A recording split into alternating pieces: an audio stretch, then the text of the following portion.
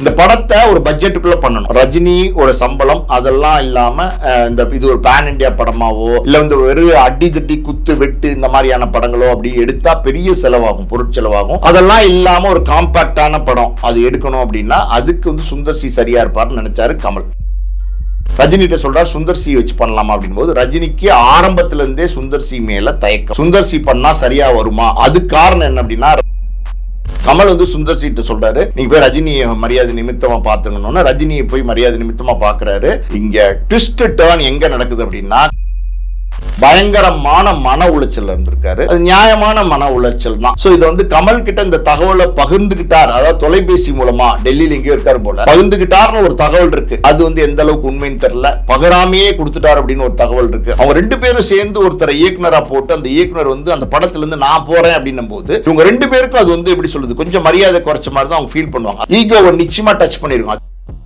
இதற்கிடையே குஷ்பு தான் இதுக்கெல்லாம் காரணம், குஷ்பு தான் சுந்தர்சி இயக்க விடாம பண்ணாங்க. குஷ்பு சுந்தர்சி இயக்க விடாம பண்றதுக்கு வாய்ப்பே இல்லை. ஏன்னா குஷ்புவும் கமலோட நடிச்சிருக்காங்க, ரஜினியோட நடிச்சிருக்காங்க. இப்ப சோசியல் மீடியால நிறைய வதந்திகள் போயிட்டு இருக்கு. அது இது குஷ்பு பிஜேபியில் இருக்காங்க, கமல் வந்து டெலீட் பண்ணாங்க. அதனால தானே இல்ல அது வந்து கமல் வந்து உடனே குஷ்புக்கு கான்டாக்ட் பண்ணி இந்த மாதிரி வந்து இந்த போஸ்டை டெலீட் பண்ணுங்க அப்படின்னு சொல்லி கமல் சொல்லியிருக்காரு. பொலிட்டிக்கல் வாய்ஸ் நேயர்களுக்கு அன்பான வணக்கம். இன்று நம்முடன் இணைந்திருப்பவர் திரைப்பட தயாரிப்பாளர் மற்றும் சினிமா விமர்சகர் மற்றும் ஆஸ்கார் மூவிஸ் திரைப்பட தயாரிப்பாளர் பாலாஜி பிரபு சார் அவர்கள். சார் வணக்கம். வணக்கம் சார். சுந்தர் சி, ரஜினி, கமல் இவருக்குள்ளே வந்த நேற்று ப்ரெஸ் ரிலீஸ், அது பற்றியான பிரச்சனைகள், அடுத்தடுத்த அப்டேட்டுகள் என்ன, நேற்று பல எக்ஸ்க்ளூசிவான தகவல்கள் சொன்னீங்க. இன்னைக்கு என்ன சார் அதோட கண்டினியூட்டி?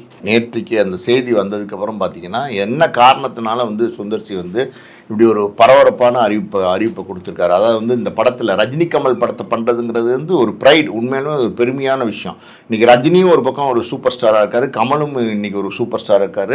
2 பேருமே இன்றைக்கி தமிழ் சினிமாவில் மிகப்பெரிய ஆளுமைகளாக இருக்காங்க. பல வருடங்களுக்கு முன்னாடி 2 பேரும் சேர்ந்து பல படங்கள் நடிச்சிருக்கிறாங்க.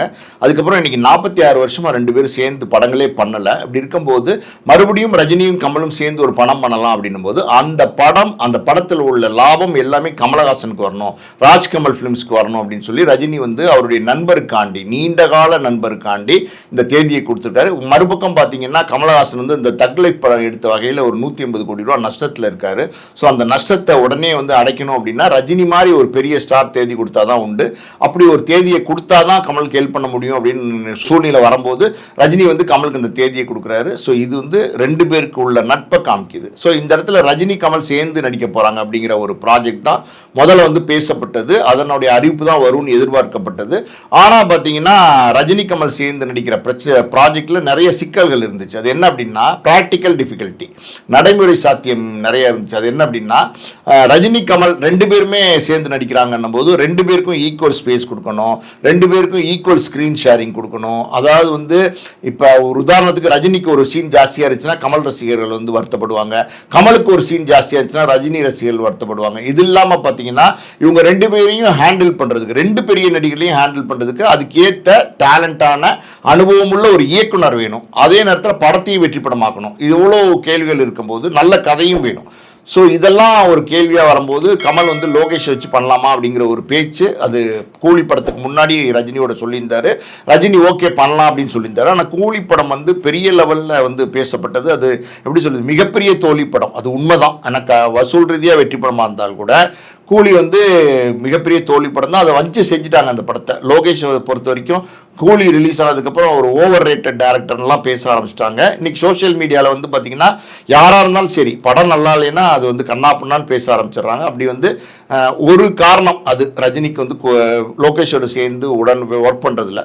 இன்னொரு விஷயம் என்னென்னா ரஜினி வந்து அந்த கூலி படப்பிடிப்பின் போது லோகேஷனுடைய ஆட்டிடியூட்ஸ் எல்லாம் பார்த்துட்டு இருந்தார். அவர் கொஞ்சம் ஆட்டிடியூட் காமிச்சார், கொஞ்சம் ஒரு மாதிரி அப்படி இப்படி தான் இருந்தார். அதாவது என்ன சொல்கிறாங்கன்னா ரஜினி படப்பிடிப்புக்கு வந்ததுக்கப்புறம் பல நேரங்களில் ரஜினிக்கு அப்புறம் தான் லோகேஷே வந்து தளத்துக்கு வந்தார் அப்படிங்கிற செய்திகள்லாம் இருக்குது. இந்த படத்தை வந்து லோகேஷ் இயக்கலை அப்படிங்கிறது முடிவுக்கு வந்துட்டாங்க. இன்னொரு பக்கம் பார்த்தீங்கன்னா வந்து நெல்சன் பண்ணுவாரா அப்படின்னா நெல்சன் வந்து ஓகே அப்படின்னு சொன்னார், ஒரு லைனும் சொன்னார். ஆனால் வந்து பார்த்தீங்கன்னா இந்த ஜெயிலர் 2 ரிலீஸ்க்கு அப்புறம் தான் அதை அனௌன்ஸ் பண்ணணும் அப்படின்னு நெல்சன் சொல்லிட்டாரு. சொல்லிட்டாரு.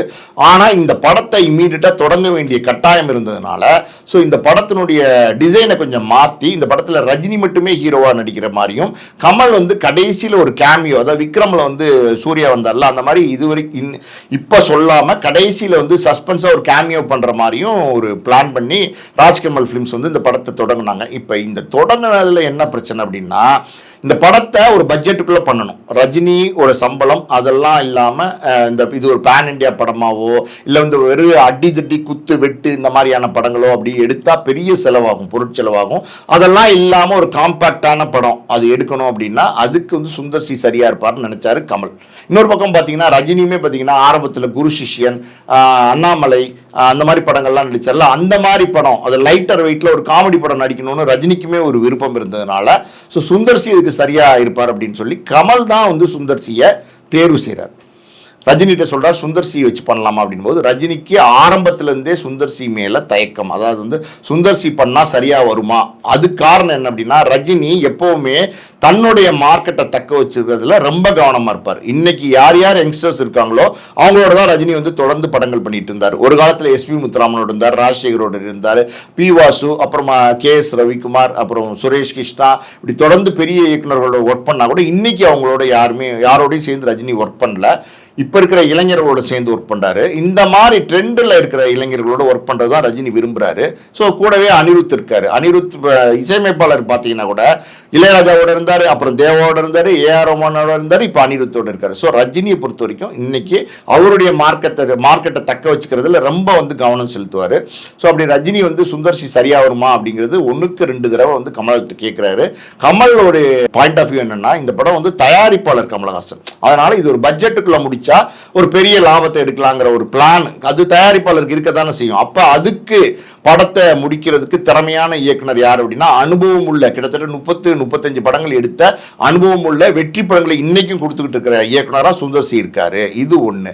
இன்னொரு பக்கம் பார்த்தீங்கன்னா சுந்தர் சி ஏற்கனவே வந்து ரஜினியோட வந்து அருணாச்சலம் பண்ணியிருக்காரு, கமலோட வந்து அன்பே சிவம் பண்ணியிருக்காரு.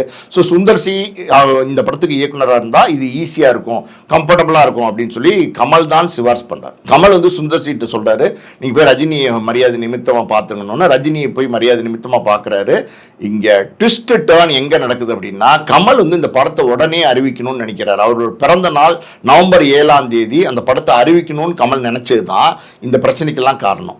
நவம்பர் 7ஆம் தேதி இந்த படத்தை நம்ம அனௌன்ஸ் பண்ணலாம் ரஜினிட்டு சொல்கிறாரு. இப்போ ரஜினி என்ன சொல்கிறாருன்னா, என்ன கமல் இந்த கதை கேட்கல, எதுவும் கேட்கல, லைனே கேட்கல, இதுக்குள்ளே அவசரமாக அனௌன்ஸ் பண்ணுமா அப்படின்னா கமல் என்ன சொல்கிறாரு, இது என்னோடய பர்த்டே சார், இன்றைக்கி நம்ம அனௌன்ஸ் பண்ணால் அது ரசிகர்களுக்கு பெரிய ட்ரீட்டாக இருக்கும் அப்படிங்கிறார்.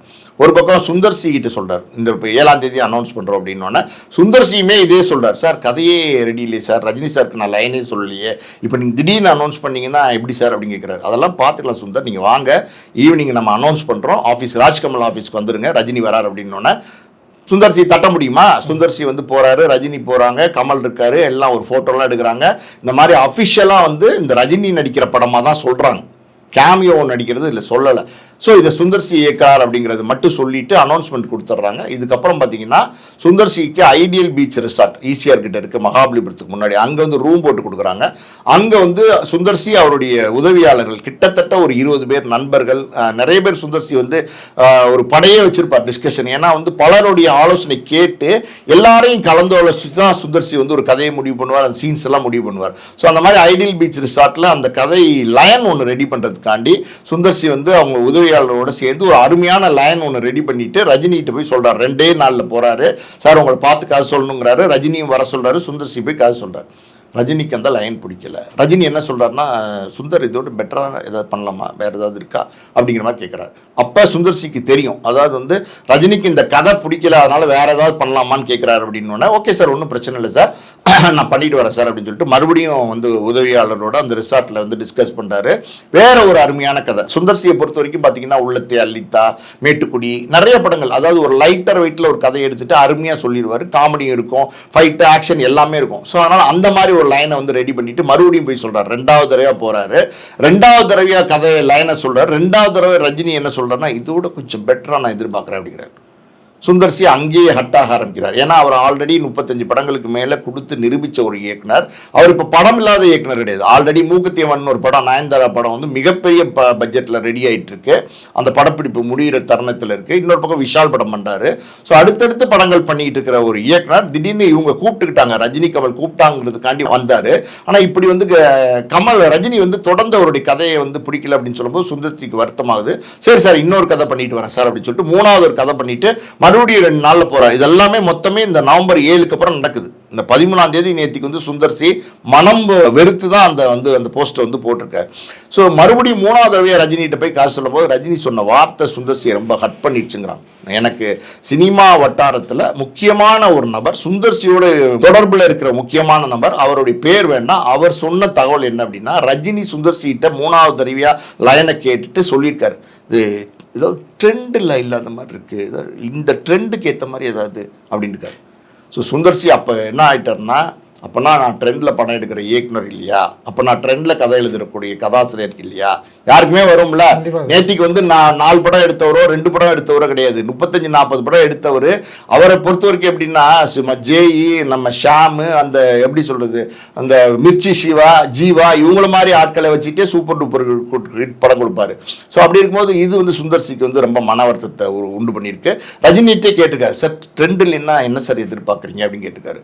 ரஜினி சார் இல்லை அது இப்போ இதெல்லாம் ட்ரெண்டில் அது அப்படின்னு இருக்காரு. ஓகே சார் அப்படின்னு சொல்லிட்டு, ஏன்னா பெரிய நடிகர், அதுக்கு மேலே எதுவும் சொல்லக்கூடாதுன்னு எந்திரிச்சு காரில் வந்து ஏறி இருக்காரு. கார் வரைக்கும் ரஜினி வந்து அனுப்பிச்சி விட்டுருக்காரு. ஓகே சார் பாய் சார்னு சொல்லிட்டு ரிசார்ட்டுக்கு வந்திருக்காரு. ரூமுக்கு போனவர், அவருக்கு ரொம்ப ரொம்ப நெருக்கமான ஆட்கள் ஒரு 4 பேர் இருக்காங்க, அவங்கள கூப்பிட்டு இந்த மாதிரி வந்து எல்லா கதையும் ரிஜெக்ட் பண்ணுறாரு, மனசில் என்ன வச்சுருக்கான்னு தெரியல, நேற்றுக்கு பேசும்போது ட்ரெண்டில் வந்து எடுக்குமா, ஒரு கதை இருக்குமான்னு கேட்குறாரு. அப்போ நம்ம ட்ரெண்டில் இல்லைன்னு நினைக்கிறாரு. அப்படின்னும் போது மற்றவங்களாம் என்ன சொல்கிறாங்கன்னா, அப்போ நம்ம இந்த ப்ராஜெக்ட்லேருந்து விலகிடலாம் அப்படின்னும் போது, இப்போ வந்து வேல்ஸ்க்கு படம் பண்ணுறாரு இல்லையா மூக்குத்தியம்மன், ஐஸ்வரி கணேசன்ட்ட ஃபோன் பண்ணுறாரு. அப்புறம் வந்து இந்த ஏஜிஎஸ்ஸாக அந்த நிறுவனத்துக்கு ஃபோன் பண்ணுறாரு. எல்லா நெருங்கிய நண்பர்கள்ட்ட ஆலோசனை பண்ணுறாரு. முக்கியமான வெல்விஷர்ஸ்ன்னு சொல்லுவாங்க, அதாவது ஏதாவது நல்லது கிட்டனா கலந்து ஆலோசிக்கிற ஆள்கிட்ட ஆலோசனை பண்ணுறாரு. குஷ்பூட்டையும் கேட்குறாரு.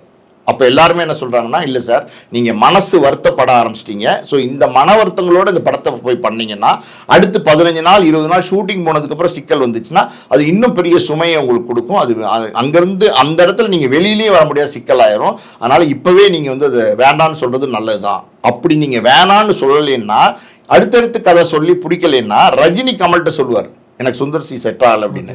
அப்போ ராஜ்கமல் ஃபிலிம்ஸ் வந்து ஒரு அறிவிப்பு கொடுத்தாங்கன்னா அவங்க உங்களை வெளியேற்றுற மாதிரி ஆயிரும், நீங்களே வெளியே வந்துருங்க அப்படின்னோடனே சுந்தர்சி வந்து இந்த அறிவிப்பை கொடுத்துருக்காரு. இதை கொடுக்கறதுக்கு முன்னாடி ஒரு 2 நாளாக பார்த்தீங்கன்னா சுந்தர்சி சரியாக தூங்கலை, சாப்பிடல, பயங்கரமான மன உளைச்சல் இருந்திருக்காரு.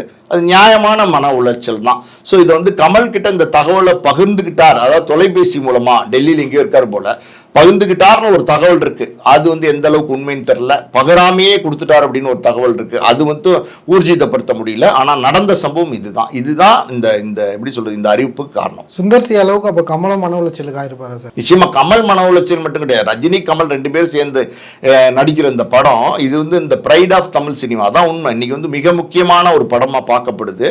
ஒரு மிக முக்கியமாக ஆடியன்ஸ் வந்து இந்த படத்தை வந்து கொண்டாடுறதுக்கு ரெடியாக இருந்தாங்க. அப்படி இருக்கும்போது 2 பெரிய ஆளுமைகள், அவங்க 2 பேரும் சேர்ந்து ஒருத்தரை இயக்குனராக போட்டு அந்த இயக்குனர் வந்து அந்த படத்துலேருந்து நான் போகிறேன் அப்படின்னும் போது இவங்க 2 பேருக்கும் அது வந்து எப்படி சொல்லுது, கொஞ்சம் மரியாதை குறைச்ச மாதிரி தான் அவங்க ஃபீல் பண்ணுவாங்க. அது அவங்க ஈகோவை நிச்சயமாக டச் பண்ணியிருக்கும், அது சந்தேகமே கிடையாது. ஆனால் சுந்தர்சி அவர் ஹர்ட் ஆகிட்டார். என்ன செய்ய முடியும், ஒரு படைப்பாளி அவருடைய மனசு பாதிக்கிற மாதிரி ஆகிப்போச்சு. ரஜினி தப்பாலாம் சொல்லலை, ஆனால் ரஜினி என்ன எதிர்பார்க்குறாருங்கிறது சுந்தர்சி வந்து தெரிஞ்சிக்க முடியல. தொடர்ந்து சொல்கிற கதைகள் நல்லா இல்லைன்னு சொல்லும்போது என்ன செய்ய முடியும், வெளியில் வரதான் கௌரவம், வெளில வந்துட்டார். ஆனால் இது 2 பேருமே பாதிச்சிருக்கு. இப்போ இந்த ப்ராஜெக்ட்டுக்கு அடுத்து யாரை பண்ணலாம் அப்படிங்கிற ஒரு எப்படி சொல்றது முடிவுகள் கூடி சீக்கிரம் எடுக்கப்படுறதுக்கான வாய்ப்புகள் இருக்கு. அதுக்கு நடுவில் பார்த்தீங்கன்னா ஒரு கார்த்திக் சுப்ராஜ் பண்ணுவார், நம்ம வெங்கட் பிரபு பண்ணுவார், இல்லை பழையபடி வந்து KS ரவிக்குமார் பண்ணுவார். அப்படி பல யூகங்கள் போயிட்டு இருக்கு.